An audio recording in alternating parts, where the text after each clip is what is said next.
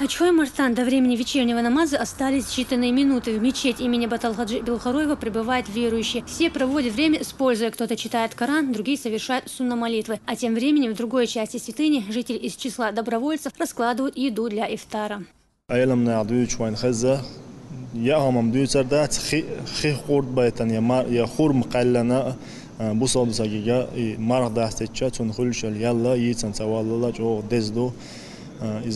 ويبتشح وبيشبك أوبال بقزع خيل زعشة ويمحك عمسو دقيج ماجك شاح عمسو متها اشتهر مرضى استشرو بيشبك رو بقبال بودالا أوبال دولتون دا شيد واحد دولتون.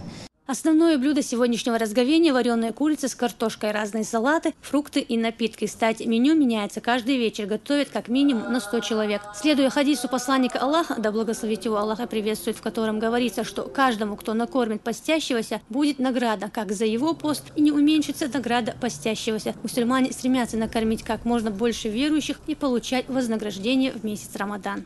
الله دالشا ويفتش رمضان حاجين دي دال قوبل صاد ورت ودقم لا تد شو ما بيرقص حقوش بوصل مع ابوي بوصل بيجي ماردا صوش كتندو دالت ودقم لا تد قوبل صاد ورت الدنيا نائر تعبزن دي دي كانت بيقام بوي رمضان حاجين.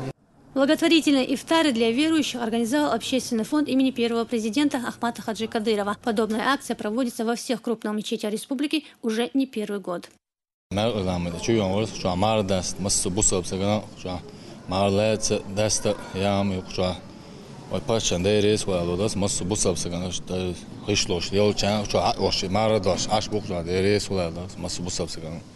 Сейчас с каждым годом развивается эта добрая традиция ифтары в мечети, ведь не всегда постящийся имеет возможность попасть к разговению домой. По словам верующих, коллективная трапеза – это не столько возможность утолить голод, сколько время, проведенное в кругу братьев по вере. Ясмина Гацаева, Джамлаил Хаджалиев. Новости.